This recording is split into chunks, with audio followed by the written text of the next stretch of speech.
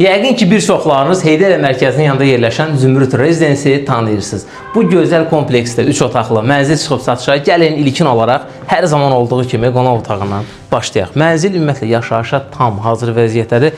Mebel və texnika ilə təchiz olunub. Döşəmə hissəsində fransız üslubunda vurulmuş parketlərdən istifadə olunub. Deməli, burada belə bir açarlıq, güzgü əyləşmək üçün yer və iki tərəfi də yığılmış dolab. Ümumi olan hamam otağı burada yerləşir. Mənzilin çıxarışı var, ipotekaya yaralıdır. Hamam otağında da paltar yuyan və qurudan üçün də yer hazır vəziyyətdədir. İstilik sistemi kombidir.